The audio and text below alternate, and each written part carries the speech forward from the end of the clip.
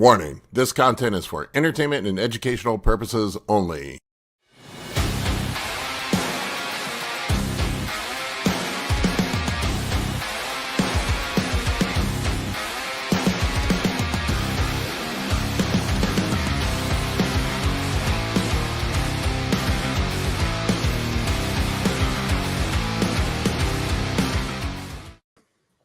What's up, everybody? Good morning. Yo, what up? What's up, Hey, Joel? Joel. Long time no talk, everybody. We got the world's most handsome competitive eater on with us. I don't know about that, but definitely a guy that eats too much food, put it that way. So what's new, Joel? What's been going on? I've been busy living life, but I'll take it day by day. I'll put it this way. One really cool thing, because we're all talking, health, fitness, and stuff, which I follow you guys every week here. But so I recently got like a Libre, like the CGM, the freestyle thing. Man, I know it's like, so I'm not diabetic, but it has been so helpful for me in identifying sleep issues and when I feel off, and like it's been, I love it. I really love it. It's like $100, so worth it.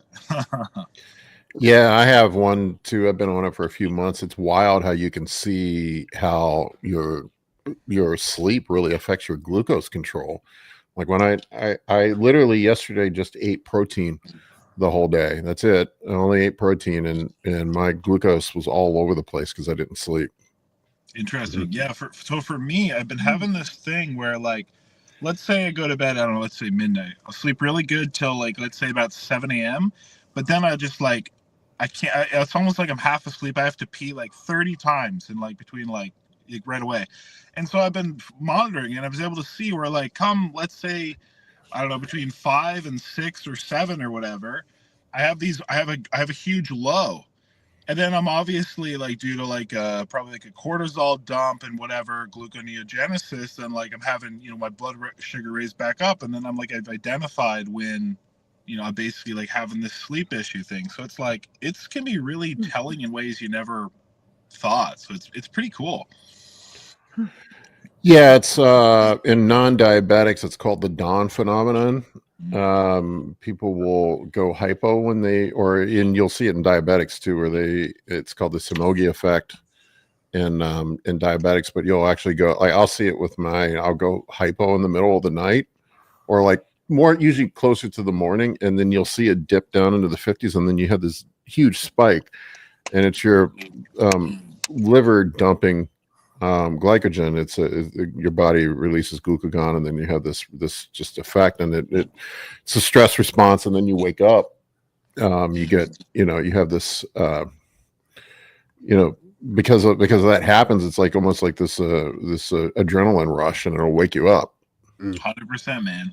It's pretty cool. It's pretty amazing, the things you can find. So I'll see it on guys on contest prep. It gets worse when they get towards the end of contest prep, because guys will end up going hypo, and they have like this reaction, and where they wake up in the morning and their fasting glucose levels are super high, and they're like, man, what the fuck is wrong? I'm like, not eating any food, and my glucose levels are high in the morning, and it's from going hypo while they sleep.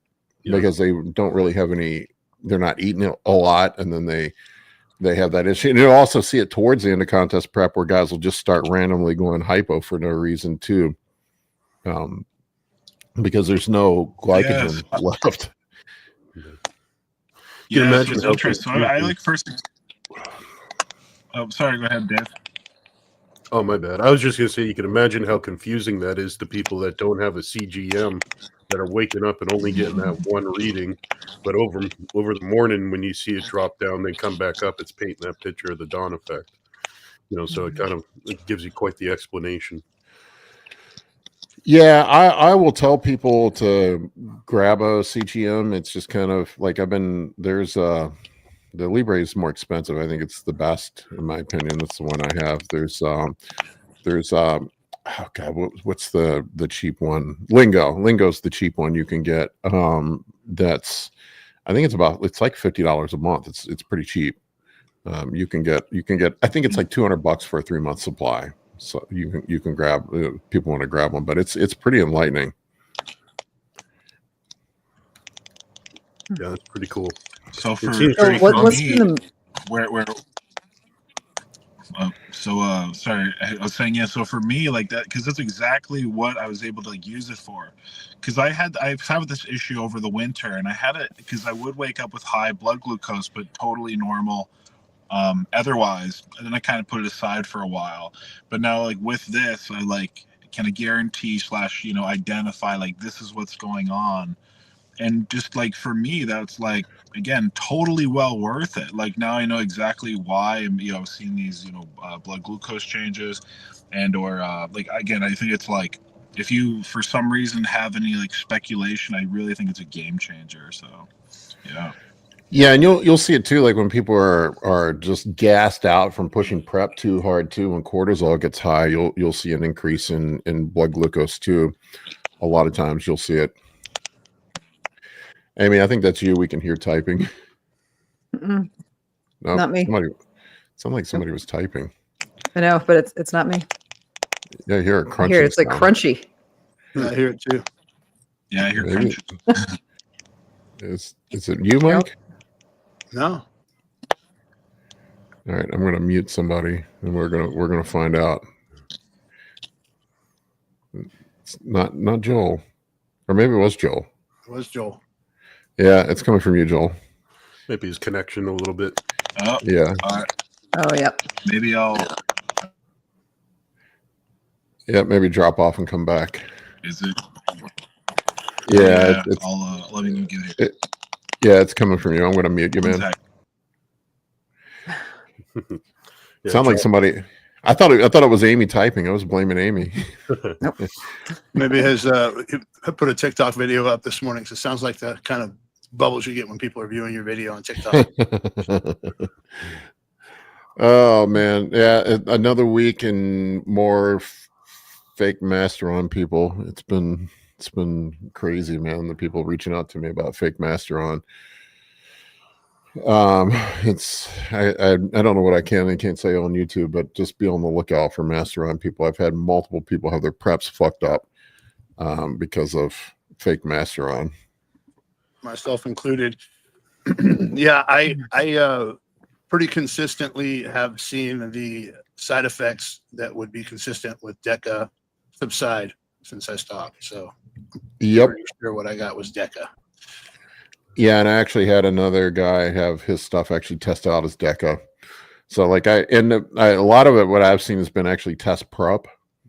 And I get people a bunch of times saying like, man, or like I've been having trouble with people just being watery on prep, having people having gyno issues on prep. And I'm like, that should not be happening on prep with us smashing estrogen with the DHT derived PEDs and pulling tests down. Something's not right.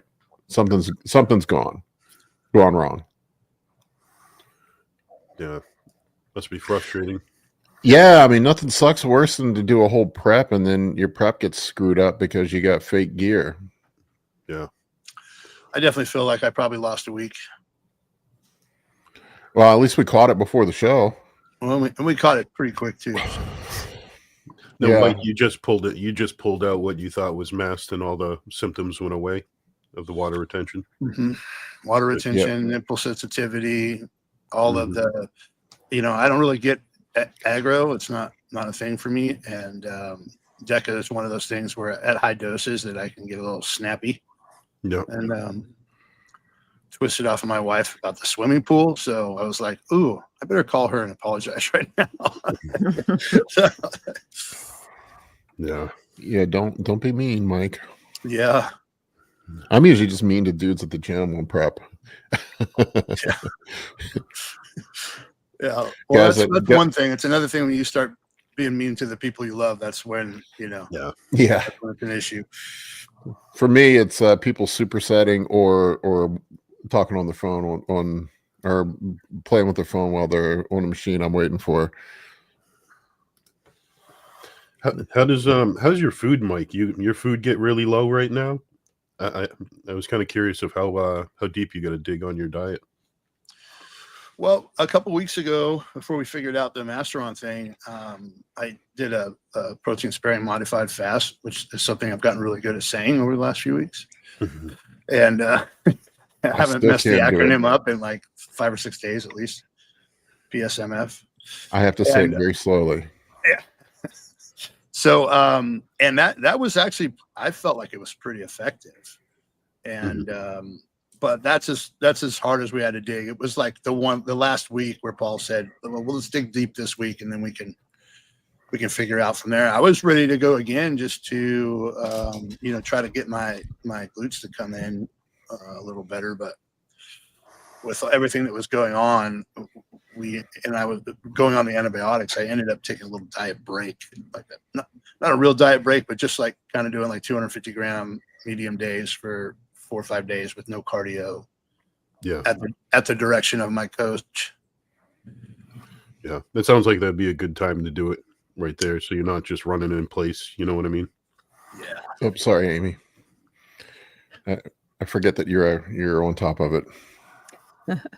We got a question for Joel, if we don't mind taking one. Go since he for can it. Stay the whole time. Let's do I've it. never heard of these. From Connor Burton Training. Do you know of any professional eater, Zermatt, Neo, or Kobayashi? Yeah. No, I know Zermatt. I've eaten with him. Obviously, I know who Kobayashi is. I don't know him personally, but yeah, I pretty much met and know all the kind of eaters out there on the circuit, or have. Kobayashi is the legend, right? He's the hot dog guy. Yeah, he was the legend. So kind of what the story behind him, because most people know, like, he's a Japanese guy, just ate all these hot dogs. Well, what he did is basically he took, let's say back in probably 2005 or something, he took the old record and doubled it by separating the hot dog and the bun, which is he was like the founder of modern hot dog eating. As weird as that sounds. Yeah. Wow. Lucas said you have a video with Zermatt. Yeah, I've seen that Kobayashi guy. You would never expect how much food the guy can eat. I mean, he's probably like $160 or something. Smaller dude. No, there's some gentlemen one I know a guy named Matt Stoney. He's 130 pounds, man. He can eat it's insane. There's the biggest thing is it's your stomach, right? Your stomach's a muscle. You can stretch it. You can't just assume by someone's size how much they can eat. Right. So it's pretty crazy. Just sometimes you have the odd anomaly. The 180 pound guy you can bench 700 pounds or something. So it's pretty crazy. Right. Yeah, But never with his back flat on the bench.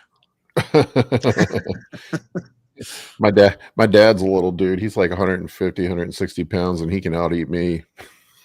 I don't really eat that much for a big guy.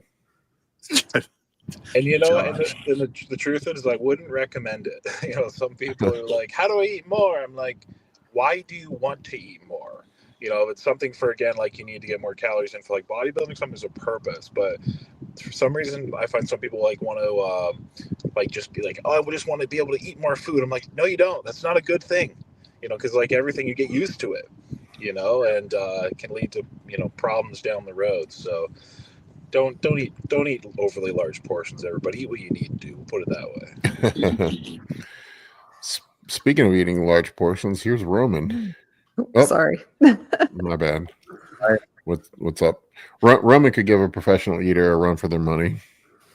I don't know. I hate being full. I remember Roman's story of eating 40 apples a day or something like that. Yep, that's my favorite. I love that. The things I love that all the girls at games. your school thought that Yeah, was the key to losing weight. 30 apples a day. Roman was the sugar diet before the sugar diet existed. Mm-hmm. Exactly. That's why he's successful. Can you hear me this? Can you hear me this time? Yeah, we're good. Okay, cool. Yeah, I was really surprised the other day. They have these video screens that play these giant workout videos in Cult Fitness here, and I'm always looking up and seeing people that I know, right? But I'm I had to double take because they had Katina in there, who's a competitive. I don't know if she's a competitive eater, but she travels around, does all the eating challenges. She also makes yeah. videos. And so she's a tiny little thing, and who's in good physical condition. What the heck? There we go. She's pretty built. I gotta give it to Katina, man. She may be like, I don't know, let's say 5'2" or 5'3", but she's built, man. She's not. Yeah, I wouldn't she's strong. like I wouldn't call her a small, maybe like small stature wise, like height wise, but she's built, man. She's a really nice girl as well. Actually, Mike, you got and Paul, I got a question. Because I know Mike, you're in Vegas now, if I'm not mistaken, and Paul, Amy was mentioning you're in Vegas at the end of the month. Is that right? Potentially, yep. For the USA's. Okay, cool. Maybe I might be around the same time, so if I do, I'll make sure I reach out. Here's Katina. Let me see. Yeah, she looks like she lifts. Yeah, she does. Katina eats What's kilos. Oh, you don't follow her What? already? Oh, she's cool. Yeah. What's the little Japanese guy's name? Kobayashi or something? We were just talking about him. Oh, okay. Kobayashi. Yeah. All right, I'm going to follow. I got another Katina. one. I got another one for you, Joel. This is from Rise41. Joel, Sure. What is the hardest challenge you've done or one that stands out in your mind? So the hardest challenge is it's really hard to decide and to pick because there's been probably about a dozen that have equally killed me, and I've done like about over 1,000 at this point. But some of the most horrible ones to memory. There was a time I ate like this absolutely massive, probably like 190-ounce prime rib steak thing. That was horrendous. One time I ate a great big donair. That was horrendous. Basically anything large. I can go on. Pancakes, anything. Yeah, there's don't recommend it. That spicy chicken sandwich looked rough. Which one? Yeah, no, there's been a few of those, my friend. There's been a few of those. Well, that's a good follow-up to that is from Scott. What challenges give you the worst indigestion after? So actually, speaking of which, I'd probably say, so I'll start by saying it's not standardized, just like on your day-to-day for some reason, like let's say you eat, I don't know, burritos a lot, but for some reason one day it just doesn't sit well. So there's like that kind of like randomness to it. But I mean, like that time I just mentioned that great big steak thing, man, I felt that in my stomach for like 3 days. So I tried to go to the hospital, but they couldn't do anything. I was like, it was horrible. So yeah, like any large amount of meat or anything which takes a long time to digest is just uncomfortable. Well, we were made to kill. So what do you do there? Do you take like extra fiber or something like that? I mean, That's what Scott wants to know too. What are your tips for getting back to normal? So you need to eat fiber just to keep things moving, but you can't you also got to realize fiber is also slow to digest. So you need some, but you can't just eat a lot of veggies, and it's not like you're just gonna get it out. Like it's not how your stomach works. You know what I mean? The food has to digest in the stomach and go its course. So tips for getting back to normal quickly, I would say just don't do it to start. Don't overeat to start. And then if you do, also, I think most people, maybe they don't realize is like, if I'm going to eat a big meal in a day, it's not like I'm eating prior, and it's not like I'm eating afterwards and the first thing in the morning or anything. You know what I mean? So you just got to give your body time, fluids time, and, let it work. You don't use digestive enzymes and things like that? I've tried literally even prescription pancreatic enzymes and stuff, and I just don't think now again we're talking in true excess, right? If you have a big meal standardly, I think the prescription grade help. I think anything over the counter is absolute garbage. But even the prescription grade in really high amounts. You're muffled, Joel. Oh, there we go. You were muffled. No, I can't hear you now. You're muffled. I don't know if you might have your hand over the microphone. No, can't hear you. No. I saw Roman roll his eyes on the Digestive enzymes. Digestive enzymes. I don't think they do shit. Yeah, I mean, Not unless you take a bunch of them. yeah, I we mean, talked about that. If anything, you have to take like specific Ones. and then really nail that one. Like, Right. I made an experiment with the digestive enzymes of the supplement company that sponsors me. So I just tripled the dose, and that means I had 18 capsules a day of those, and I still didn't feel a difference. Wow. So I would assume that you'd have to have a deficiency in the digestive enzymes for them to even be of any help to begin with. Can you guys hear me now? Yeah, we're good. oh yeah, much better. Okay, cool. Yeah. So I don't know what you heard, just to summarize, but yeah, no, I'm with Roman. So I've like anything over the counter digestive enzyme wise is absolute waste, in my opinion, absolute garbage. Even at the pharmaceutical level of like true pancreatic enzymes, I mean, they will help, but only to so much. I mean, if you eat like a 2 or 3 pound meal and you take a couple, that's going to help. But like if you're eating like 5 pounds or more, there's nothing you can do, like nothing. So to be honest, I don't think they're worth it for the average person and or worth the cost. So Joel has not been to the Brazilian steakhouse with us. not with you guys. Not with you guys. Only 3 to 5 pounds of meat, really? I mean, that's a lot of meat. I think that the average person doesn't eat, like a lot of people overestimate how much the average person can eat in a sitting, but a lot of people can't eat more than probably like, maybe 2 pounds comfortably. Right. We should get Joel to do Roman's carb up in 2 hours. Oh yeah, that would be cool. That'd be a good one. You know, Have you ever done the burrito at Sayulitas here in Las Vegas? Pardon me, which one, Mike?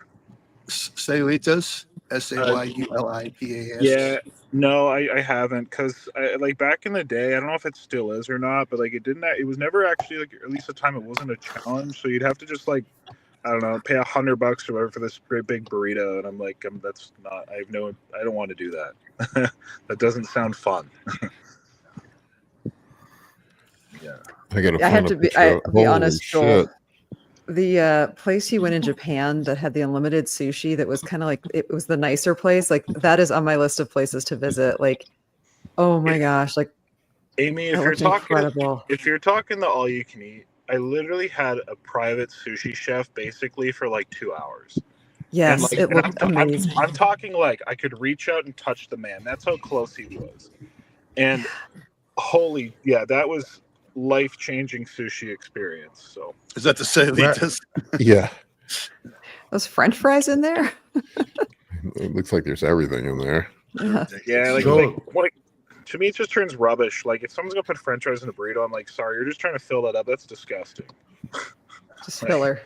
That's not a burrito. Where was that sushi place? In Tokyo. Where was the sushi place? Oh, in Tokyo?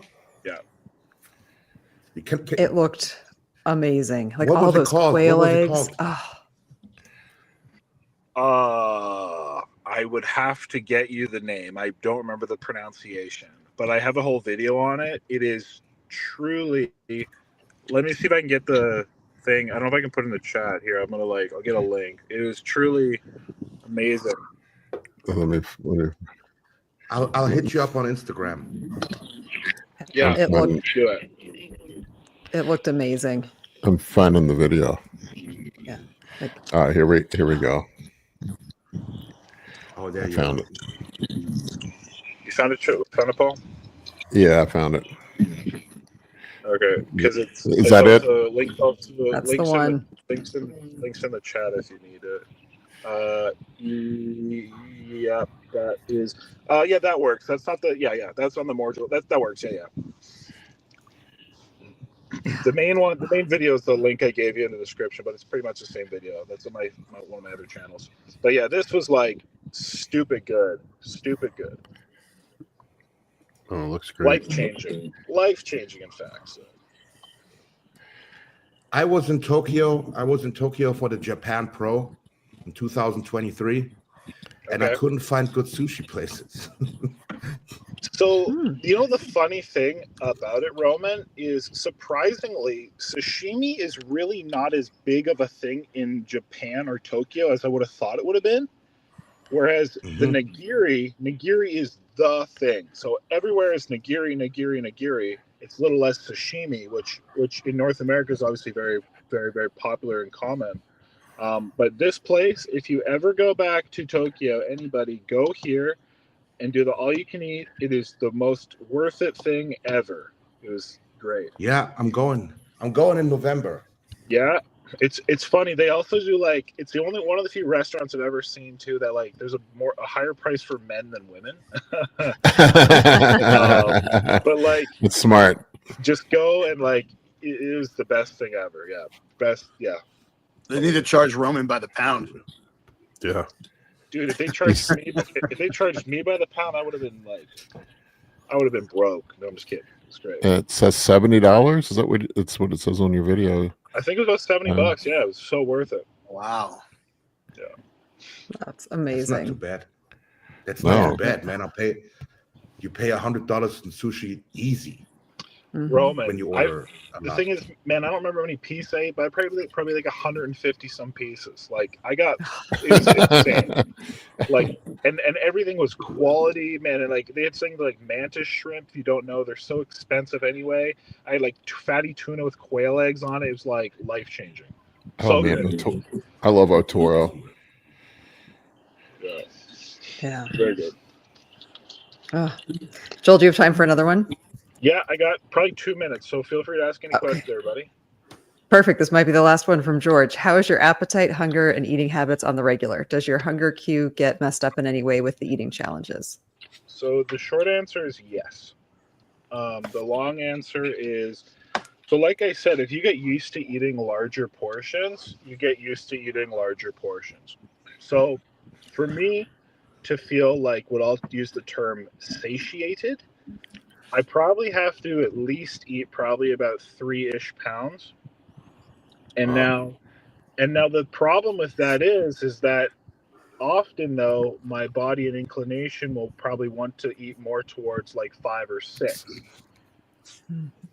So I have to be very, very, very mindful not to. And again, these foods that I'm eating, they're not unhealthy foods. I mean, like I can eat I'll eat a couple pounds of fruit and vegetables and stuff a day by all means.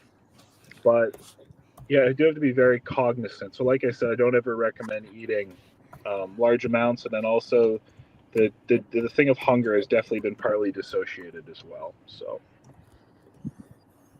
But can you do 2 pounds of fruit covered in honey and Cabbage Patch Kids? to be honest, like my serving of a pineapple, which the pineapples I buy, I weigh them out, average about 1,200 grams edible product. Like that's a serving of pineapple for me. So that's about 3 pounds of pineapple. I think but the problem is, like I said, is like, so to me, I'll just eat that in one sitting and I'll feel like totally like, and again, this is the thing, right? So there's a difference between feeling satiated and feeling full, right? So my stomach will, like my body will still want to eat more. So that's why, like, you know, even if I just have a pineapple and let's say, I don't know, like some chicken, let's say it's a pound of chicken and a thing of pineapple, that's like 4 pounds. So, yeah. But I know the long story short is yes, because a food is a food, no matter really the volume. So, yeah. What is that? How much pineapple would like kill my taste buds for the rest of the day? Like that would like. Oh yeah. No, it would make your tongue bleed. Yeah. Bromelain or whatever it's in it. I'll actually have like sometimes where if I eat like, because I eat at least a pineapple a day if I can. I love it. It's my favorite fruit, and like I'll have to like put like Vaseline and stuff on the side of my mouth because it'll eat it. I'm not kidding. Yeah, you gotta protect your skin. What does that do to your glucose levels on the glucose meter? Yeah, so because I got this one in Canada, so I'm going to give in Canadian terms. You have to do this conversion. So let's say I'm fasted and I'm sitting about, and I did this like about 3 or 4 times this past week, so it's very accurate. So let's say I'm fasted and I'm sitting at like, I don't know, let's say like a 4.3 or 4.6. If I eat about 220 grams of carbohydrates, and even if that's pure sugar from fruit, it'll go up to about an 8, maybe touch a 9, and then within like an hour, it's back down probably like a 5. Yeah. So luckily, I'm pretty insulin sensitive, I guess, or responsive. Yeah, so 8 would be 144. Yeah, that's not bad at all. Yeah, that's very good. Especially for like 200, like to eat like 200 some grams of like pure sugar, and that like from fruit, and then like I said, to be and to be honest though, but then that's only if I'm like fasted. If I eat that same from like not fasted already, the spike is a lot less. Because I guess I already have some insulin kind of, obviously in the background working on the other food, and then digestion will be slowed, right? So. Yeah, I get that from just drinking a cup of coffee. Yeah. Joel, do you do any fasting or anything else someone wants to know? I mean, there's times where, like, again, just like I said, based on like eating meals and timing, where like you call it inadvertent intermittent fasting, but like it's not like I ever am just like, I'm not going to eat for a week. Like, no, I don't do that. So it's inadvertent intermittent fasting. An interesting type of meal timing all at once. You give OMAD, like new meaning to the OMAD diet. So do you have like one place where you've ate where you're like, wow, this food is so good that everybody needs to try this? Yeah, you're muted, Joel. Yep. Sorry, guys. Can you hear me now? Yeah. Yep. That's a tough question. I mean, that sushi restaurant in Tokyo would be one, but like you got to be, if you're a little more specific, like Mike, like I use an example, like 2 of my favorite probably burgers of all time I've had in Vegas. That's probably what I'd give Vegas. I know you're there now, that's why I mentioned that. It's hard to say, man. Like, again, I could, like, if you go town by town or spot by spot, state by state, I can like maybe have a bit more of a specific recommendation, but it all depends what you want. You know what I mean? Like, each person's palate is so different. Yeah. Yeah. Pittsburgh, Pennsylvania. I spent limited time in Pittsburgh. I would not have a restaurant to recommend. None that I went to were worth writing home about. We're all going to be there at 11. Well, not all of us, but several of us will. There's back at the Arnold. There's a great burger place. I forget the name, but I went there. Would recommend. Oh, was that the place with the smash burgers? That looked awesome. Very good. Well worth it. That looked really good. Very good. Yeah, would recommend. Yeah, like it kind of depends on the place, but yeah. Philadelphia, Washington D.C. we have a place here that it's top 5 in Yelp in the U.S. It's called Melt. It's one of the highest rated burger joints in the United States. Interesting. So I wonder how it actually is, though, because I tried like that one. Yeah, it depends. It depends. They make their own buns. I mean, it's a very different. I don't know how to describe it. It's huge. I'll show you a picture of it. But Paul, what area are you in, my friend? I'm in Washington D.C. Okay, yeah. I'm gonna be in Virginia, like Suffolk, this fall too. So that's the other side of the state. It's like 3 or 4 hours away from here. Yeah, a few hours. Yeah, I'll show you Melt there. I don't know if they're still top 5. They were for a long time. This is hang on. I'm going to pull this up. So this is if you're ever out in the Northern Virginia area, this is in Leesburg. It is famous. Thing with famous though, famous doesn't always mean good. That's the biggest thing I think I've learned over the years. I think it's the bun really that makes it there. They make their own bun and their own sauce. Okay, interesting. Yeah, sometimes a good burger is just when it's not a slop shop, when it's kind of like nice clean. Yeah, exactly. Quality ingredients. You know what pisses me off with burgers? What's that? If you serve a burger, at least I want to grab the burger and eat it out of my hand, like in one piece. And if you stack your burger so tall with so many bullshit in it that you have to put a like a Stick. a stick into it to make it stand up, you can't do that. You know what I mean? It's like you have to keep your burgers to a certain size, or at least make them a certain width, so it can stay in one piece. You know what I mean? Get a wide burger. Yeah, I imagine that pounds per square inch of downward force you'd be able to apply to that, Roman, could make it any size you want it. Yeah, exactly. If you make it wider, you can stack it taller. But if you have a burger that's like this and you stack it that tall, you have to hold it up with a stick. It's not a burger anymore. Melt's going down a little bit. They're number 15 on Yelp in the country now in the United States for their burgers, but it's the best one here in DC, I think. I think you're right though about the burgers. What makes a great burger is not how much crap you can stack on it, but just how good the simple parts of the ingredients are. Yeah, Simplicity at its best. Exactly. I like just the quality of the meat. Yeah, quality and meat makes a big difference. Anyway, I gotta head out though, guys. So true pleasure.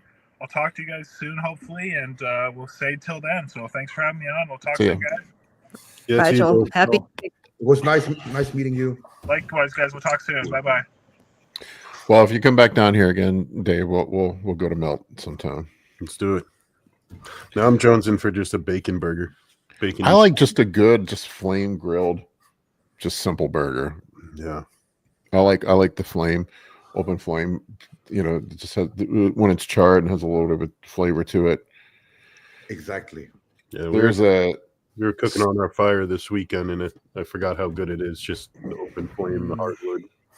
There's a steakhouse near. Well, it's the place we went to dinner, Dave. That steakhouse that we went.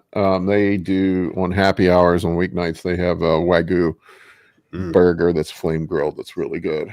Ooh. For those you got to eat to grow, SM. That's right.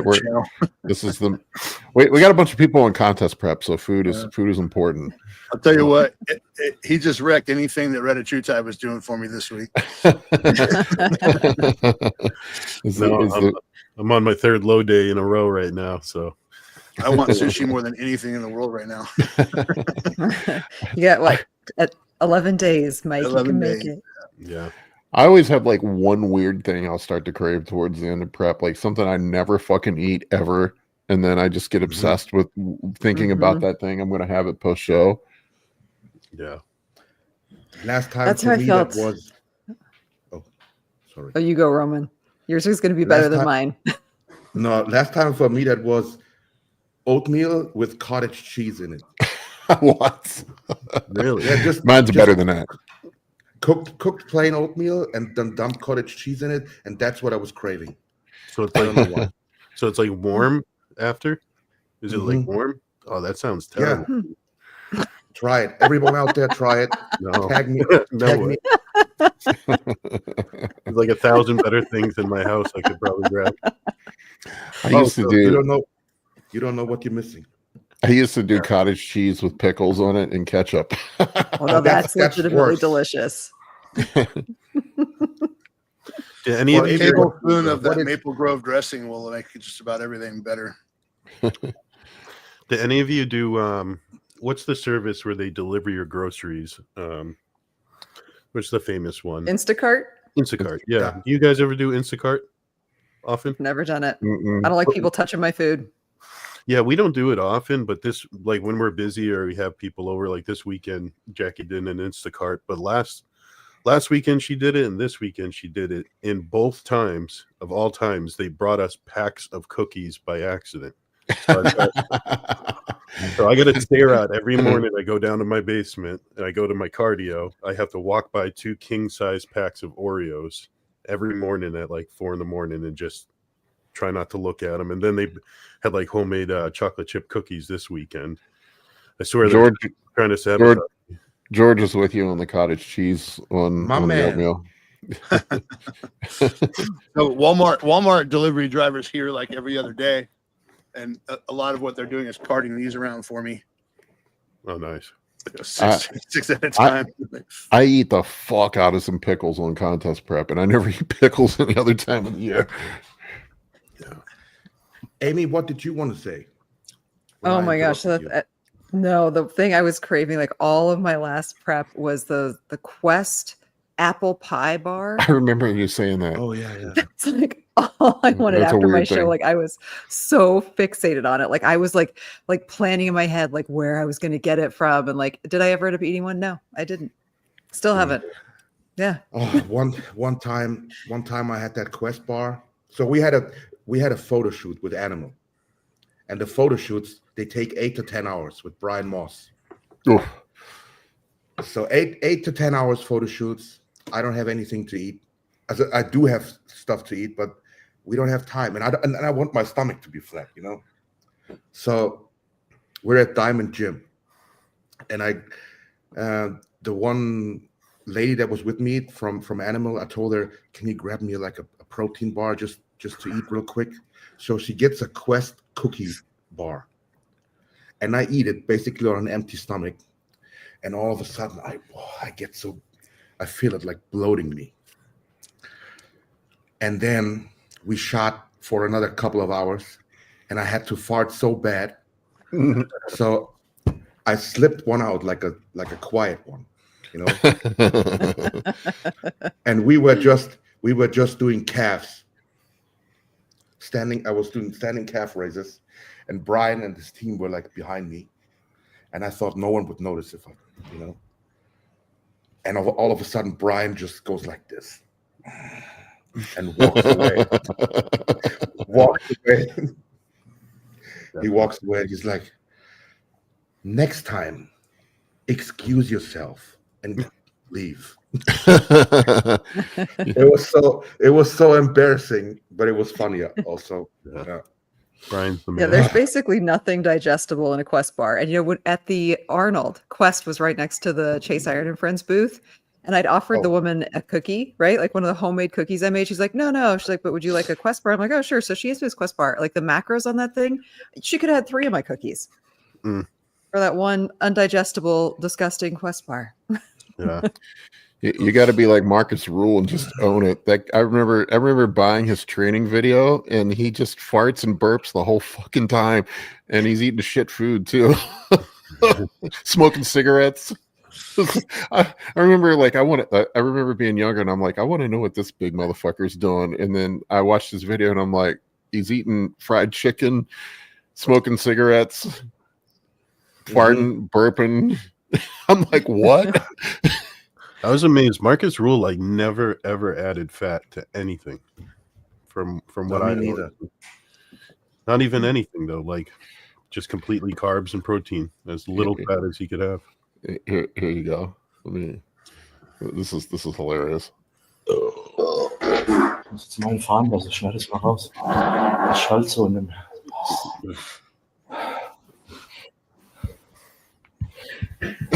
He's so funny. Der Boden hier, der knirscht, ne? It's just the whole time. It's just like all he does through the whole thing. That's so funny. What was he saying, Roman? He said, you heard that fart?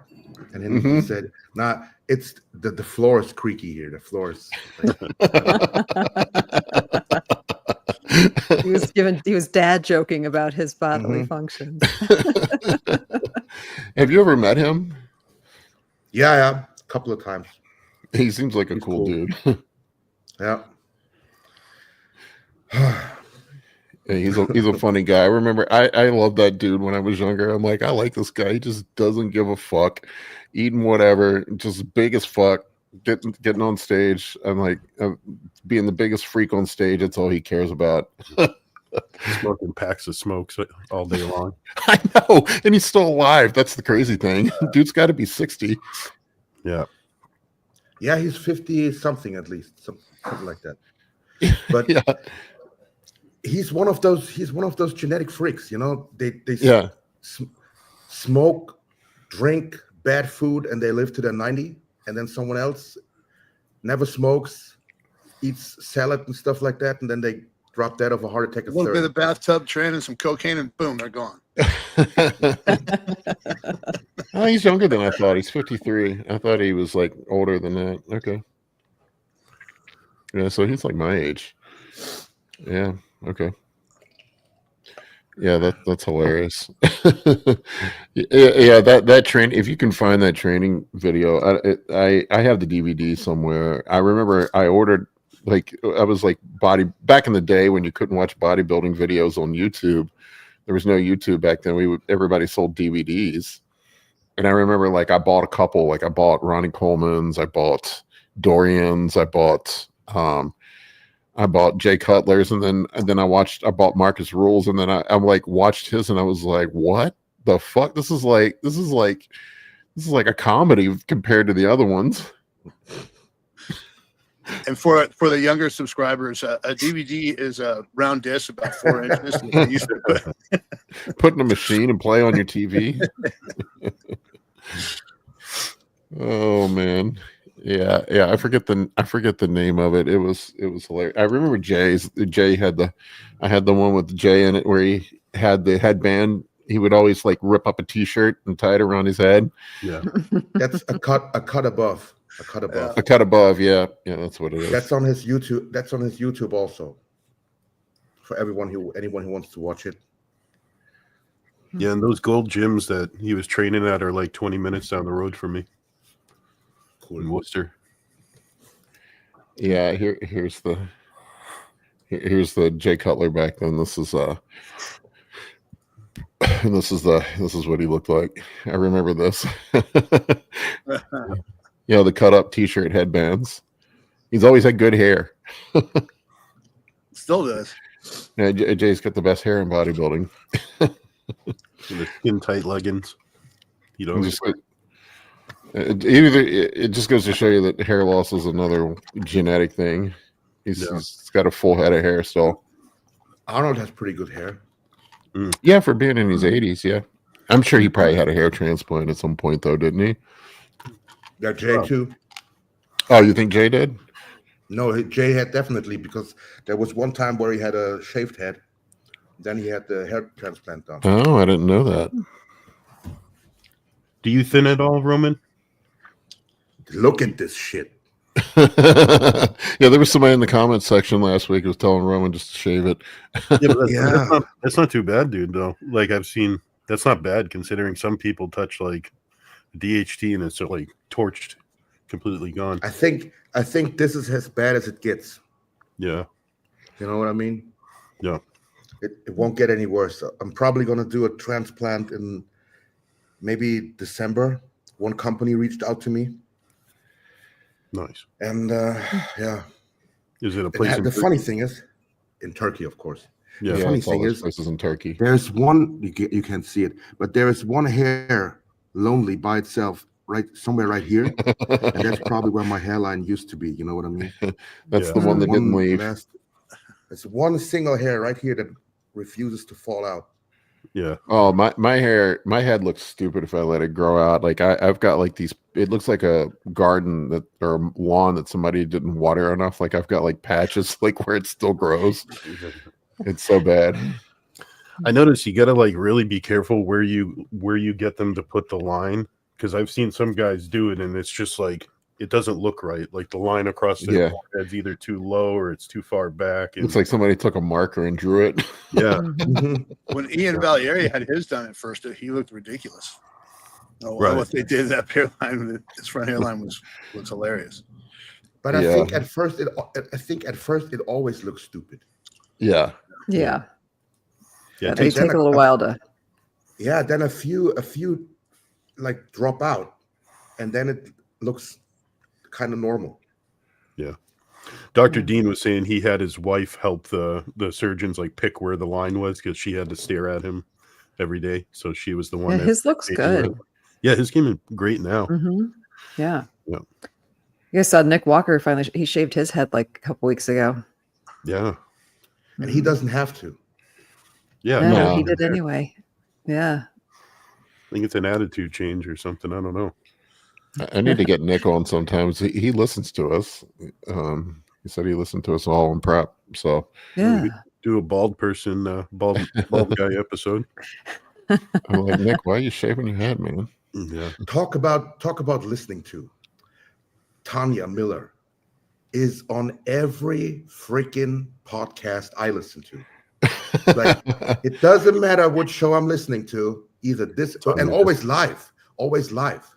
Either this one or the one with Dusty, or with with Dusty and Ron, or Scott Stevenson. No matter where I'm listening to, Tanya is like commenting. Yeah, like always throwing her 2 cents in. Her and Josh, they're the VIPs. Yeah. Josh is everywhere. but Josh is the troll, right? Josh is funny. He's Yeah. the clever troll. Yeah, he's our favorite troll. Yeah. There you go. Hair removal is a common psychological trick of identity change. He might be one of the funniest trolls on the internet.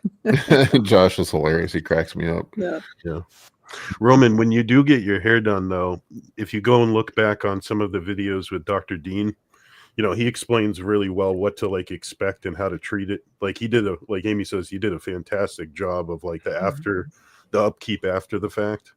Oh, I didn't realize Bumstead had his done. Yeah, I think he did it at the same time as Ian. Yeah, they went together. Yeah.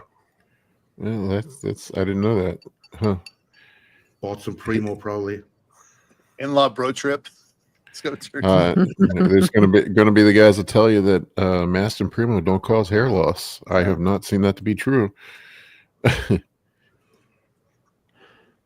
Certainly accelerated my hair loss for sure. If Primo caused hair loss, I would be like, I had no hair. Nowhere on my body. Just goes to show androgens in general, it's totally genetic from person to person. I tell you what absolutely nuked mine, it was Tren. I've talked about it before, but when I used Tren for the first time, my hair was just falling out. Not only that was it falling out, I started growing hair on my ears and my back. I never had back hair until I took Tren. That's funny. Yeah. And I think that when you're taking high doses of DHT, at least for me, not only is the hair falling out of the top of your head, but the texture and the density of the hair dried on the sides out of your head and stuff changes. Yeah. That's probably the estrogen being low, I would guess. Right. Low estrogen can affect that too. I'm just speculating. I'm not a doctor or an expert on anything. I just pretend to be one on the internet. I love all these dudes that speculate and think they know the answers for how to stop hair loss and what causes hair loss. I'm like, bro, if you knew, you'd be a fucking billionaire. Yeah. Yeah. Same with the gut, with the bubble gut. It's like, oh, from growth hormone, from insulin. It's like, I don't know. I've taken a shit ton of insulin. I'm a diabetic, and I also have taken a shit ton of growth hormone, and I still have a 32-inch waist. Right. Yeah. I think most of it's just from shit diet, genetics, visceral fat.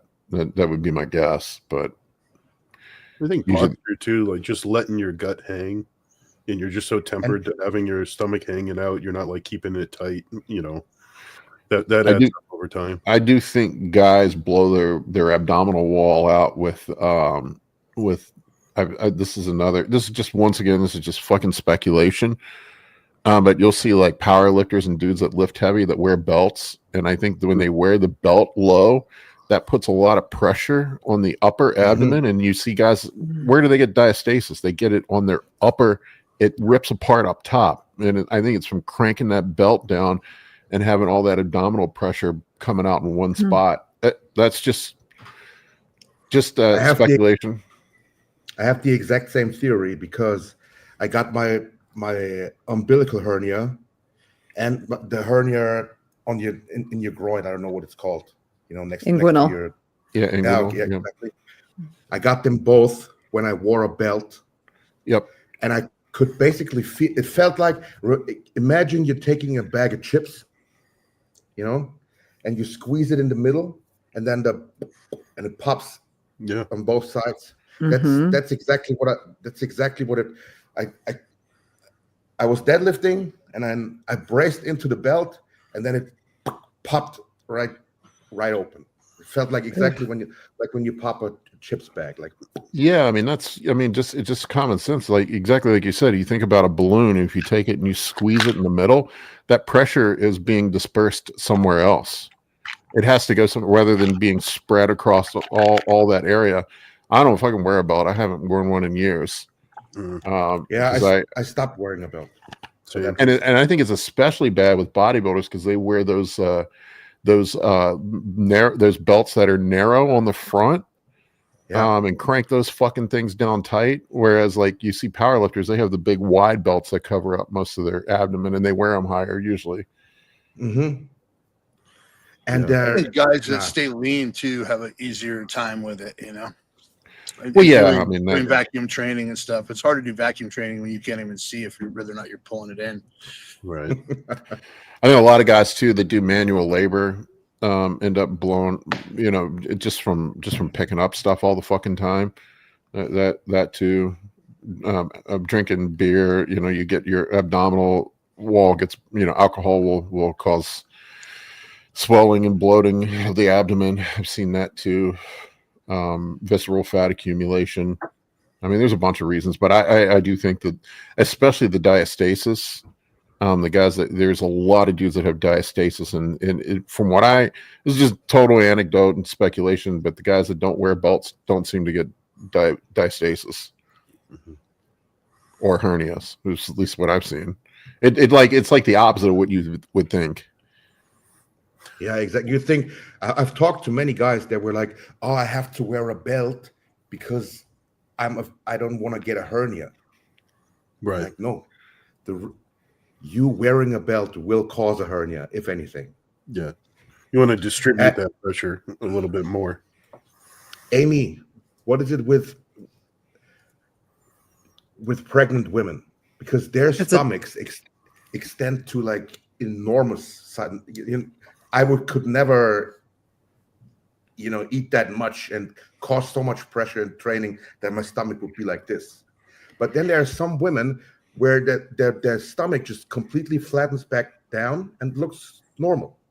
Yeah, it is largely genetic. It's like getting stretch marks, you know, for women. Like there are women who can have like multiple pregnancies, meaning like twins or triplets, and have no diastasis or minimal diastasis. And other women will have one normal size, you know, 7-pound baby, and like their abdominal wall is completely destroyed. I think a lot of it, you know, has to do with the health of the fascia and how kind of flexible and mobile it is, but also just genetics gets people. I mean, it's crazy to see what pregnancy does to some people and not to others. I mean, it really is. It's the genetic lottery. I agree with Rob here. He said bodybuilders vacuum and putting on the belt. You're supposed to flex and brace as you would during a squat or a deadlift, and then tightening the belt. I trust my body, technique, and form over wearing a belt. Yes, I agree. Oh, that's exactly what I used to do. I used to suck in my stomach as hard as possible and then put the belt on. Yeah, and then it's going to blow out somewhere else. You're making the pressure go somewhere else. Mm-hmm. But it looks cool. Gotta go somewhere. It looks cool. Right? Yeah. No, I mean, I'm serious. And like you put 500 pounds on your back, and then you have all this pressure across one spot of your abdomen. Where is it going to go? It's going to go somewhere else. Mm-hmm. Yeah. Right. Anyway, that's my rant on. Man, it's been a long time since I had 500 pounds. Long time. All right, we want to grab some questions. Sorry, I got off track. Oh yeah, cool. Yeah. Oh, let's go. We'll go back to the beginning with this one from George. How's Paul on the shoulder doing? Good interview with you and the Hormones podcast, Dave. That was a really good one, Dave. I didn't listen to all of it because you guys went for like 3 hours and I had to go to sleep, but that was really good. How's your shoulder, Paul? I'll be 11 weeks post surgery on Monday. PT told me I could start using some light weights. So I did introduce some weight training this week, but I basically have been on TRT and haven't really lifted weights all year. So I look like it. I'm the lightest I've been in a long time. I woke up this morning. I was 234, 235. Wow. And I'm ready to get back on blast and start training. Do you feel like it's healing? Like, I mean, the way it feels to you, like, how is it feeling, like, internally? It feels like I could probably go back to 100% training, and I know I shouldn't. Yeah. The only Scary part. problem I've had is some nerve issues, and they think it's my brachial plexus. But like my it's so weird, man. Like the side of my arm and my pinky finger and my ring finger go numb at night, just completely numb, and it's really annoying. It wakes me up. I didn't have it before the surgery, so something in the surgery changed. But the PT was working on my neck and but I've got pretty good range of motion. Like range of motion's back to, they said, about 90% of pre-surgery. They actually measure. It's pretty cool. When you go in, they measure where your range of motion is on both arms, and then they compare it to see how you're progressing with range of motion. That's mainly what they've been working on PT, is to get range of motion back. But they said it takes about 12 weeks for that graft to take, and then another 8 to 12 weeks for it to fully like cement in, like where it can withstand full load. Now, in theory, with some serostim and peptides, you can probably cut that down by 20% or so. So we'll see. But I am Josh said ulnar nerve. Yeah, that's what initially they thought, but she thinks it's up. She was messing around with my neck and thinks it's up in the brachial plexus somewhere. So I'd say I'm happy with where I'm at. Honestly, I think it feels better than it did pre-surgery. I'm curious to see what my bicep looks like since the insertion point has been shortened. In theory, that should make my bicep peak higher. I didn't have one before. I have very flat biceps. So I might be doing this pose, the one arm up. I was curious of your range of motion, because that's something you can lose a little bit. I mean, I get my hand fully overhead now, which I can put my arm behind my back. Those are the things they test: arm behind the back. There's external rotation where you push your arm out. That's still a little rough. Yeah, where turning my arm out this way. I don't know if you can see or not, but turning my arm out that way is still a little rough. But man, I've talked to so many people that have had the same damn injury. It's crazy. Like I always thought it was my shoulder that was fucked up. It was the bicep tendon that was really the problem. And it caused the problems with my shoulder because that bicep tendon was sliding out of the groove and tearing up my supraspinatus and labrum. It was actually the bicep tendon that was causing all the other problems. So I kept getting this like popping in my shoulder all the time when I was lifting, and I would kind of like do this number, and whatever it was would pop back in place. I thought it was my shoulder popping out of socket, but it was actually the bicep tendon coming out of the groove that it sits in because it was loose, and then just over time it just frays up and wears down. It's like a rope that's been sliding across the deck of a ship. And then it was only like 20% of my bicep tendon left, but thank fucking God I didn't rupture it. I've seen some people that rupture it, and that's a brutal. They have to cut you open from shoulder down all the way down to your elbow, and then they have to pull the bicep back up and reattach it. And then sometimes the tendon is so damaged when that happens that there's really nothing to reattach. I think that's what happened to Dorian, because I know they didn't reattach his bicep. No, his tore in the meat, in the belly. Oh, in the meat. Oh, yeah, that's the worst fucking place. So yeah, you can't really you could try. Can't really reattach that. Yikes. Yeah, there's nothing you can do about that. But yeah. So the capsule ruptured. I mean, long story short, at 11 weeks post surgery, I'm pretty happy with where it is. I can probably start easing back into like regular training. I've been training the whole time. It's not like I'm not going to the gym. I've just been doing one arm stuff. I've been doing bands and stretching. I'm still going to the gym. I'm actually doing fucking cardio now, which is wild because my resting pulse rate was 54 when I was at the cardiologist the other day, and I'm like, who would have known if losing 30 pounds and doing cardio would bring your pulse down that low? But that's where I'm at. I'm happy with the progress. I'm just chomping at the bit to get back to it because I told myself I wasn't sure if I wanted to compete again, but I think I do want to at least do one pro show. Yeah, we said we're going to do the Japan Pro. I would love to do the Japan. I'll come and we'll all go get sushi. We can go to that sushi place. We can go to get sushi. I need to qualify for the Masters Olympia, then I have a real excuse to go. But that would assume winning a show, which is pretty slim. You never know though. Yeah, don't underestimate yourself, dude. There's only a handful of pro shows that actually have a Masters division. There's only like 5 or 6 that I know of. Yeah. There were none 2 years ago. Really? Yeah. So we got I think there was one. We got the Tampa. We have the Emerald Cup. We have Chicago Pro. I heard a rumor that they were going to add it to the Pittsburgh next year. I don't know if that's true or not. There's the Masters World Championships. And then there's that one in Daytona, the Daytona Pro, I think that's what it's called. They have a Masters division, but that's about it. I guess I could do open and get 15th place. That is, I could do that. There is, I think they just added that to the show that I went to in Reno. Yeah, Legion. Yeah, they were reaching out to me, asking me to do that show. I don't know if it was just marketing stuff or what, but they sent me a bunch of stuff about doing that show. They were trying to get people to compete.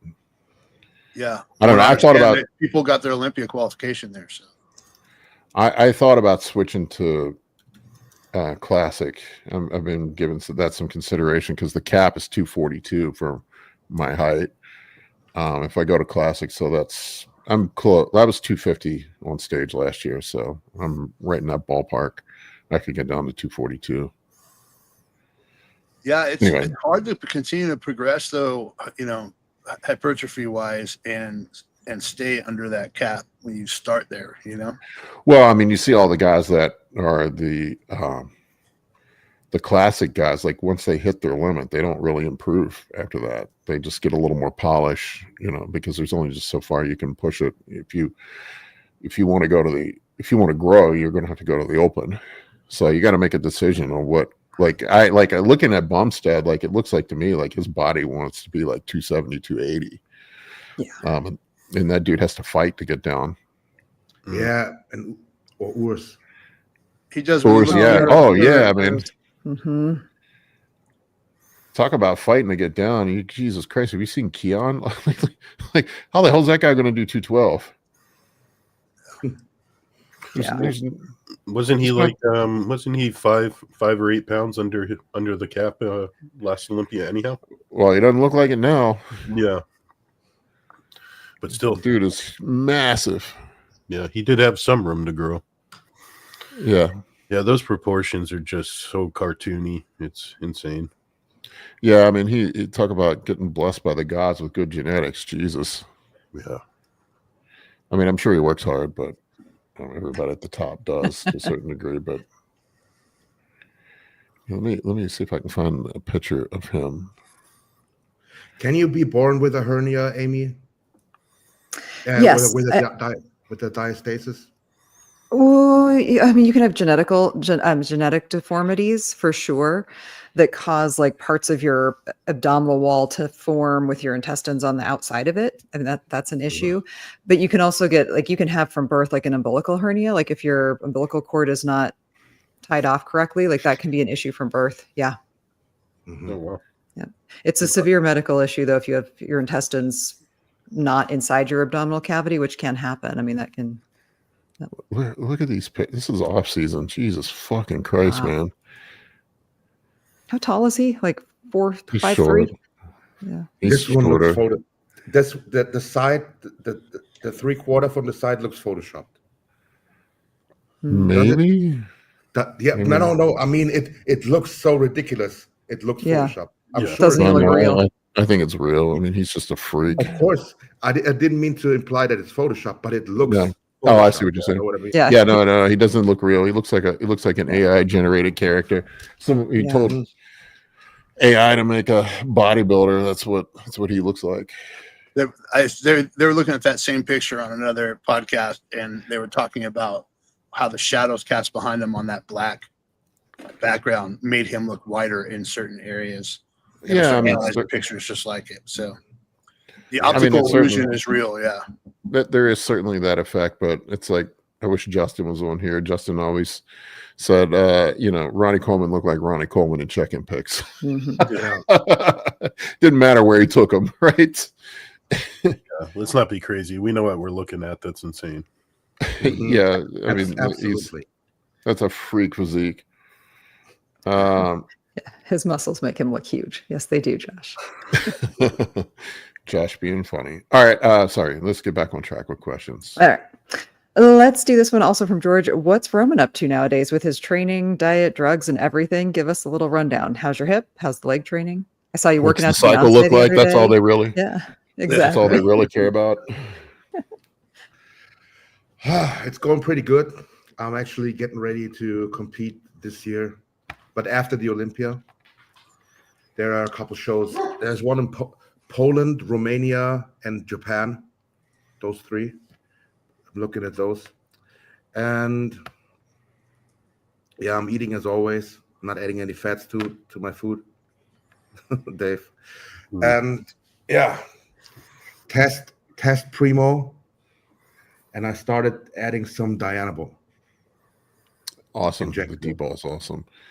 Remember, folks, you can't get big without fats, or in Primo doesn't make you big either. That's what we hear on the internet. So yeah. You still doing double sessions, or you do like a primary session and a secondary kind of session? So I did hamstrings this morning, and I'm doing quads tonight after this. And then tomorrow I'm doing chest and calves, and then I'm doing shoulders and triceps. And then on day 3, I'm doing back. And then at night I do traps, rear delts, and biceps and forearms. That's like the accessory days. Mm-hmm. And that's my 3-day split. And then I start over. You rest for 1 day, then start over another 3 days? Sometimes I rest for a day. Mm-hmm. I rest on Thursdays, mostly, sometimes, and then the other days I just plow right through. You realize how wild that sounds to us? Like no rest days at all? No, not at all. I do like one a week.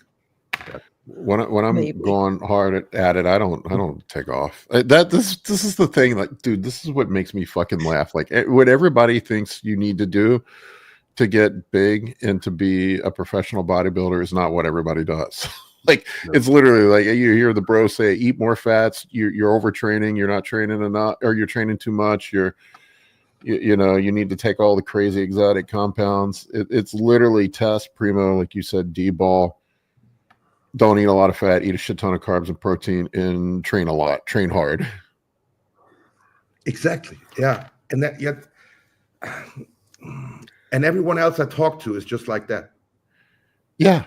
Except for the gym bros that are trying to get big, don't do any of that. It cracks me up, man. It's like the formula is right in front of everybody, and then they do the exact opposite. But the funny thing is, I think bodybuilding is like the only sport where that's a thing. Like, let's look at what the best people in the world do, and then do not that. Right. I think people are always looking for a shortcut or a secret or some hack. And the charlatans on the internet that promote some sort of hack, they're just doing it to sell their services usually, because that shortcut sells. I mean, it's a tale as old as time. People don't want to hear the boring truth. It's just you do simple shit, you do it consistently, and you do it for years on end, and then you have an end result. But I just laugh. Like, I always laugh at guys like worried about the overtraining thing. Just cracks me up. I'm not saying that you can't overtrain. You definitely can, but it just fucking cracks me up, because like, what other endeavor in life do you get worse by working harder? Right. Yeah, I get that, but there's part of for me anyways, like, it's not that I can't physically do it. It's just over enough time, if I don't have at least one solid day of real rest, I'm not being optimally productive on my next 3 days or my next 4 days of training. Like, it will catch up to me by the third day, the fourth day, where I'm really run down, and then I force a rest day that I might not have planned on, or it just throws off my schedule, and I'm a creature of habit, you know. So, yeah, but you figured this out for yourself. right. You know That's what I what mean? works for me. That might be not perfect for Roman or Paul or whatnot. Yeah. Yeah, but you still, when you are training, you're going as hard as you can, right? And then you're taking the rest day. But there's people out there that worry about training too hard. Think about this: training too hard to build muscle. Yeah. The sound of that. Oh, I don't want to train too hard to build muscle. Yeah. It's like, yeah. I've never seen anyone who trained too hard so his body couldn't build muscle. Yeah, very Like, true. what the fuck? Yeah. Yeah. I one of your lines I quote frequently, Roman, and I laugh. And I remember you saying this a couple of years ago. Is I've never seen anybody gain or lose muscle by training more, or it was something along that line. Yeah, training. It's like, but that's the thing. You know what I mean? It's like, The thing about the internet, you know, it's taken how many decades to go from like Mike Mincer to Renaissance hypertrophy, and with the internet, we can cycle back through those like 70 times in an 18-month period, right? And everybody's on Mike Mincer and then changing their training again, and it's like, yeah, you know, I don't think there's any wrong way to do it, right? You just pick a style that works for you. You know, if you want to go slow and use, you know, myo-rep sets and maximize the time under tension and stretch media hypertrophy, all these things, or if you want to just go hard and lift weights, then it's all going to build muscle. But just do one thing consistently and not jump on the next internet bandwagon. You know, I changed my training again, and every 2.5 weeks you want to try a new style, and those guys aren't progressing. The guys who are progressing are the guys who do the same thing over and over and over. I heard, I think it was Brian Dobson, who owns Metroflex Gym, said he gave Ronnie when Ronnie Coleman walked in when he was like 21 or 22, I forget what age it was. He gave Ronnie a workout, and Ronnie did that same workout for 25 years. Yeah. Never changed anything, and they have like 12 pieces of equipment at that gym too. So, have you ever trained at that gym? No. Yeah, it's epic. It just has a feeling, right? Like it's, you know, they haven't sweat there since Ronnie worked out there. Yeah, and it's dirty and dusty and nasty, but it's him and Branch both worked out there. Yeah. They listen to us there. The guys there send me pictures of us up on the TV when they're in the gyms. That's pretty fucking cool. So shout out to Metroflex. I took my headphones out. They had Tech 9 turned up to 10. You know, it's just like screaming music in the background, and just you can't not train hard there. Yeah. So I mean, it really. Sorry. Go ahead, Roman. You can see it in Ronnie's videos because he did a video basically like every year from I think 2000, and his front squat, hack squat, walking lunges, stiff-legged deadlift, seated leg curl, or something like that. And then the other leg workout is is regular squats, leg press, leg extension. And that's what he does in all his videos. Like same workout. Yeah. And it's flat barbell, incline barbell, decline barbell. The other workout is flat dumbbell, incline dumbbell, decline dumbbell. Yeah, it really is that simple. People love to overcomplicate shit. It boils down to just work fucking hard and do it consistently. Yeah. What's the next question? Next question. Sorry, I've been ranting Next today. question is from Jacobe Dials. Hey guys, is gyno something that just flares up with high estrogen, then will go away when estrogen is in range, or will it always kind of be there? No, there's many things that can cause it, but yes, it's genetic. You either have it or you don't. I have had horrible problems with gyno my entire life. I had it as a teenager before I ever took anything. Most people that struggle with gyno have pubescent gyno, and then it comes and goes. But I mean, it can be estrogen, GH can cause it, progesterone, prolactin. I mean, there's a bunch of, even some people I've seen on GH will flare up gyno. Really like guys are always looking for some magic formula to prevent it from happening. Like, if you're going to be serious about bodybuilding, just go get the damn surgery done and be done with it. I wish I had done that earlier. Well, I had gorgeous boobs when I was a fat guy, and after I lost all the weight, I mean, it took years, but the breast tissue that was there reduced greatly. That's just my experience. When I had the little flare up due to the Masteron mishap here recently, where I felt there was some puffiness, you take a little tamoxifen for a week or two, and that subsides quickly. So if you catch it early, you can just run it back with something like tamoxifen. Yeah, tamoxifen and letrozole will shrink it up to a certain degree, but once you have that, I mean, Amy, you would know, the glandular tissue, once it forms and it grows, it doesn't shrink. No, not significantly. I mean, it might a little bit. I think, though, more what we see is that not so much that the glandular tissue shrinks. It's that if someone like loses weight, like the overall projection of the tissue might not be as notable. But like once that breast bud has developed, it's not going to revert. I mean, I would think that that's the same illogical reasoning that any organ in the body could selectively shrink itself again. I mean, once it's got that hypertrophy, it's there. Maybe minimal changes if you lost a lot of fat around it, just because breast tissue is fatty tissue, but it wouldn't go away.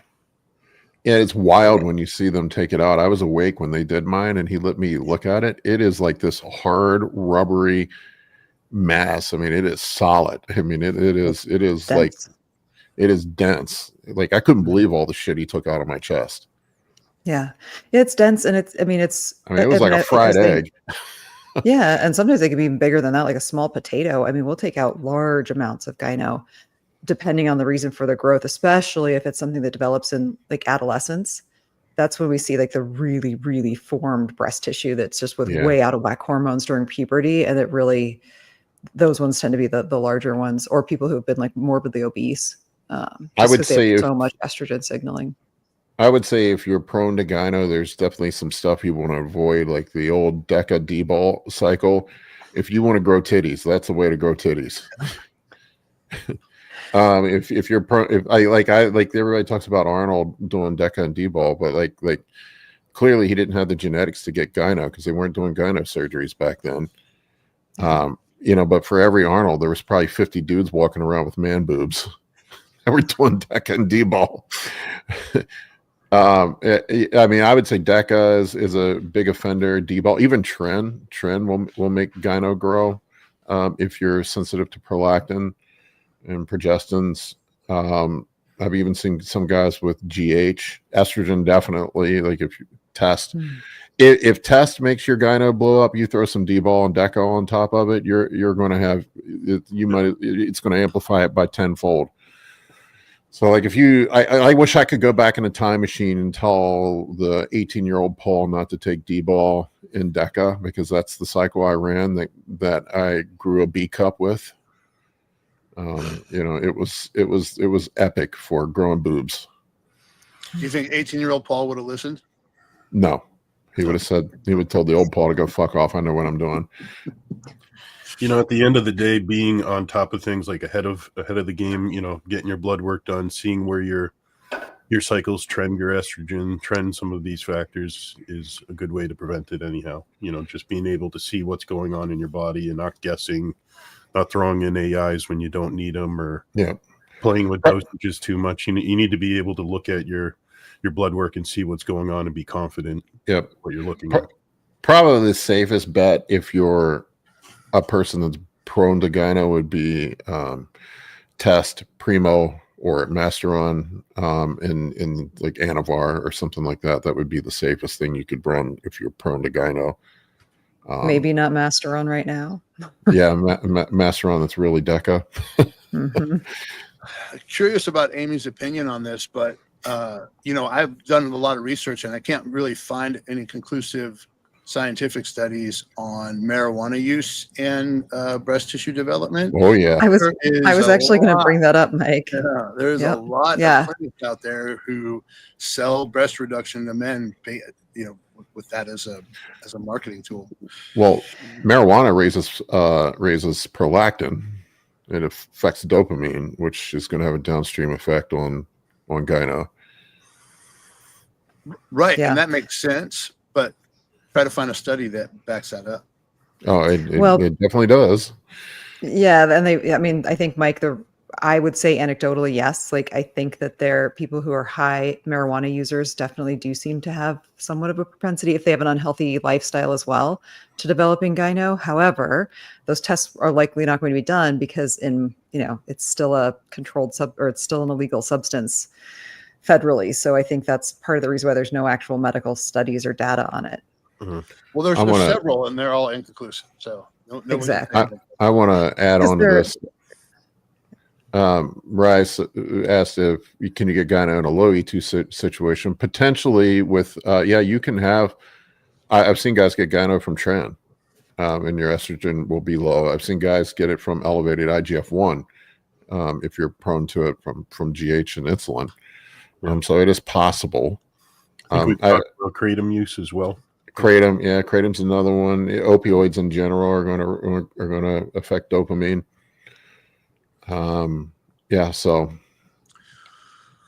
Well, having worked around several marijuana abusers for many years, I can tell you that you're an expert. All have kits, so they're usually skinny too.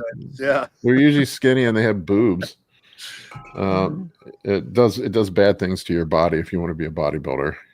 Well, I wonder how many of the other variables come into play too, because you're one group of people, and it's not just the marijuana use. It's like Amy said, lifestyle, dietary scenario. Of course, that factors into it too. Yeah, exactly. Shit diet. What else? Probably eating a high carbohydrate, low protein, high fat diet, like most potheads do. That's not going to help things either. And you may be in a situation where you have low estrogen and low testosterone in an estrogen dominant environment too. If you're sedentary, I see that a lot in guys that come to me that are new, just like clients that just want to get in shape. They'll have really high estrogen and low test, which is also really bad. That's typical fat middle-aged guy, and you're smoking weed on top of it and have high prolactin too. Mm-hmm. That's a combination for growing boobs. Who knew we would talk about? We've been all over the place today, from competitive eating to how to grow boobs, fake Masteron. I mean, we've covered it all. Farts. Yeah. This has been an epic episode. Hair transplants. I mean, Jesus. Whether or not you should put a stick in the middle of a cheeseburger. Yep.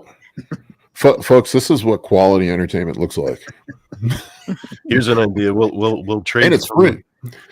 We'll trade some Melinda. We'll send up a box of Melinda's hot sauce to Roman, and he can get us some real Masteron sent down. Even trade.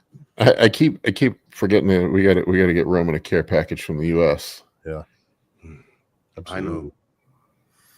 I was sitting here frustrated. You tell us what you want, not what we'll get you the best cereal and hot sauce that America can provide. Instacart it. All right, let's Roman. We'll get you something. I'll message you today. Let's get one more question in. The bathroom is calling me, so I got to wrap up soon. Right, this is one that Dave wanted us to answer too, so we'll ask this one from Joshua Perry. Did you ever put together a video with Dr. Marv on how to avoid that particular problem with stretch rehab, where he looks at your routine? Me, or was that for Dave? I think that means it was a question for you, Paul. No, I have not. We're going to do another episode coming up soon. We're going to do a live one. Those were good. Yeah, Dr. Marv is great. He's very smart. More people should be aware of him. I've been doing a lot of their content lately. Does anybody know Skip Hill's skin tightening stuff? Is he keep that pretty close to the lip. And No, Skip does. Skip will tell you. I'm pretty sure he uses GHCKU and he definitely uses melanotan. He loves his melanotan. No. Yeah. I need to get Skip on sometime. Skip and I go way back. I've known Skip forever for shit. He was my first contest prep coach. He asked me to go on his podcast. I got to reach out to him again. Skip keeps weird hours, man. I've tried to get him on here on the live with us, but this is the middle of the night for him. Oh, he's a day sleeper. It probably matches with me because of the time difference. Yeah. You know what I mean? Yeah, dude's a vampire. He stays up all night. And actually, I think he's a genius for doing it that way with the check-ins, because people don't respond when you do them in the middle of the night. Mm-hmm. You can actually get work done. But going back to Dr. Marv, I'd just like to see if you were able to give him some video or something of a couple of your movement patterns, and just make sure you're being like re-injured, you know, because it seems like from some of his content, he's not overhauling your like all of your movement patterns. It's really small adjustments and mindful things to keep in mind during some of these movement patterns that can make a big difference. Yeah, looking back on it, like I think about the things that really wore out my bicep tendon over time. Like there's a couple little things like he pointed out, like definitely like overhead pull downs, like letting my shoulder stretch up too far, and really stretch it, like especially wide grip, because I always felt pull downs more in my biceps than I did in my back. I think the wide grip pull downs with letting it stretch too much at the top really fucked up my bicep tendons. I think my other one's a little fucked up, to be honest with you. Wide grip bench press with the elbows out is another one. Getting too deep on dumbbell flies, that's another one I never fucking considered. That puts a lot of strain on that pec insertion in the bicep tendon. So yeah, I mean, because you think about like a dumbbell fly, like all the load really, like there's no, like your pec pulls your arm to the center line. Really, like the part that should have the most load is probably the top end, this part of it, right, not the stretched end of it. So really probably doing like a cable crossover or a machine fly probably makes a lot more sense than doing a dumbbell fly. But that all that load is out here on your arm. Your arm's extended out, and you're in a lot of it's taking its toll on that bicep tendon is carrying a lot of that load. So yeah, it was just some of those things. Like I just never really stuff I did over the years that I thought I had to do. That probably, look, it's not like going to blow you out in one session, but it's just an accumulation of wear and tear over the years. AKA I'm old as fuck. Well, I'm pretty sure that's how I did my shoulder injury when I was here, was those cable flies. Yeah, I think you got to be really careful. And like I was talking to my PT about it, and you don't think this is crazy. I saw this study where they said it was something like, it was close to like 90% of pec tear repair surgeries are from flat barbell bench. It's like almost the orthopedic surgeon, I was talking about orthopedic, he's like, I almost never see pec tears in just regular people. It's football players and guys doing bench presses. What would a normal person be doing that would tear a pec? Most people who are not into sports or athletics. You think about the way most people bench, the way they think they need to bench for bodybuilding is that wide. They don't, like powerlifters, you don't see powerlifters tear their pecs very often. Sure. But they keep their arms tucked. Yeah. Mm-hmm. They're not doing this shit where they're wide, and that pec is it's a big muscle that goes down into a very small insertion. I'm not a exercise physiologist, but I'm just speculating here. That is a lot. I mean, just the mechanics and physics of it. That is a lot of load on a very small area. And where do people always tear their pec? Yeah. It is up top. And like my PT was saying, it's same thing with the shoulder injuries up there. It's always the pec minor too. Always. It's never the pec major. It's always up top. and then it just rolls across the chest, and it just, you know, we don't think about, we talk about loaded stretch for hypertrophy, but we don't consider how loaded stretch affects the insertion in connective tissue. Yeah, like how dangerous it could. It kind of has me rethinking like if loaded stretch is even a smart thing to do for your long-term health. I mean, you look at the guys that do a lot of loaded stuff at the, you know, you think about like a lot of these like hardcore trainers, like the guys that do a lot of like the loaded stretch stuff, they all end up fucking tearing shit later on when they get in their 30s and stuff. Plus, you couple that with ego lifting, you know, just ego lifting way too heavy of work. Yeah, I mean that's a big part. I would just have a control of the weight.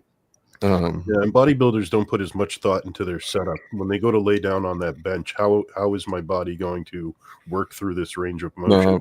No, they don't put any thought like into it. So you usually could set yourself up for in a bad angle, bad position, in a vulnerable spot, and easy way to tear something for sure. Another thing I think about too a lot with bodybuilding, and I just don't think many bodybuilders give much thought to, and I'd be curious to get Rowan's thoughts on this. Like guys all the time will just feel like they have to do a certain movement, but then they don't actually feel it in the muscle trying to work. Like I would think first and foremost, like, are you actually activating the muscle that you're trying to work? Is it actually providing any benefit for you? There is both sides to this. There's the guys that think I have to squat or otherwise I haven't done legs, or I have to bench press or it's not I had this conversation with Joe Bennett, the hypertrophy coach. And because we both had the exact same experience, because he's coaching people or used to coach people, I'm coaching people, and then exact same conversations. Like, man, my shoulder hurts. I can't train chest anymore. And then so what do you mean you can't train chest anymore? Well, I can't do bench press. It's like, you can't do bench press, but can you do an incline press or a press machine of any sort, or pec deck flies? Yeah, I can do all those. It's like, so you can't train chest? No, because I can't do bench press. No. It's like what the fuck? You don't have to bench press. You don't have to bench press to train chest. It's like, what do you mean? Arnold bench pressed. It's like completely asinine, the thought of doing a chest workout without the bench press. Right. And then there's the other camp. It's like, how do I make this squat feel exclusively on the outside of my leg in my sweeps? Like, this is this is not. Or how do I make the deadlift feel blah blah? Just today in my Q&A on my Instagram, someone asked me how to make the deadlift, stiff leg deadlifts, and he wants to feel him exclusively in his lower back lat insertion, blah blah. It's like, I've never thought of that when I did a stiff leg deadlift. Never. Yeah. Yeah, when you take it and try to alter it to something different, that doesn't always work out. Like if you're trying to make it. Good, Roman. There's both sides to this coin. There's the people that think you have to do a certain thing, otherwise you have not trained this muscle. And then there's the other the other side that is they're over sensitive to feeling certain things in every movement, and they want to compare a squat to a leg extension. There's the guys that overanalyze things. I used to be in the camp of, I felt like I had to do squats, bench, and deadlifts. Like I just wasn't training if I was. Me too. And then I had to reinvent that in my 40s, because there's no way I could continue to train that way and progress in my 40s. I just couldn't do it. Interesting. Go ahead. I figured this out with my legs were always very good, but I always squatted like a maniac. So had to get very good, I think. Yeah. Just by blunt force trauma. And then my hip went out. I couldn't squat and deadlift anymore. And then I tried to find other movements, hack squats, and certain ways of hip hinging. Then my legs got even better. I was like, why the fuck haven't I not done this the past 15 years? I could have gained way more out of different movements. Oh, Paul is gone. Okay. Paul kicked himself off. Ooh, what are we going to do without him? We're taking the show. We're taking over the show. When I got rid of barbell bench. Oh, he's back. Shh. Yeah. I got my chest to definitely grow better when I got rid of barbell bench, for sure. I was able to apply better application to other movements that just connected better, less injury and everything. Okay, so do my bicep tendon is fucked from biasing the stretch position to pull. I'm telling you, man, I think that's good point. Wooden. Any advice on rehab? I would go get an MRI done. Make sure you haven't fucking torn it, man. There's no rehab for a torn tendon. That's what I found out. Well, what you're saying makes a whole lot of sense, Paul, because I don't really do much wide grip in pull down, because no matter how I alter it, I'm always kind of like getting my biceps to give out before my back. Yeah, Marv pointed that out to me. He was like showing the mechanics of how the shoulder works, and like how I was just basically just destroying my and most guys do, destroying my bicep tendon. I think it's going to be a lot of that going on, and now everybody talking so much about stretch-mediated hypertrophy and then training in the stretch position, where most people don't have the mind-muscle connection, or a lot of people don't have the mind-muscle connection necessary to do that effectively. Like, where does the muscle stretch stop and the tendon stretch begin, right? Well, and some of it's unique to your physiology too. Like, I have really long arms, and I might my tendons might insert different than somebody else that might not have a problem with it. It's so like that's why there's no one size fits all solution for exercise choice. Like for me, like squats are just really a lower back exercise for me. I'm tall guys. Squats kind of suck for tall guys. My legs blew up after I dropped squats and started doing hacks. Hacks are a better activator for me. All right, folks, I got to wrap this up. I appreciate each and every one of you. Thank you guys for tuning in today. Team, I love all of you. You're the best. Have a great week. Everybody go kick ass this week. We'll see you next weekend. Take care. See ya. See ya.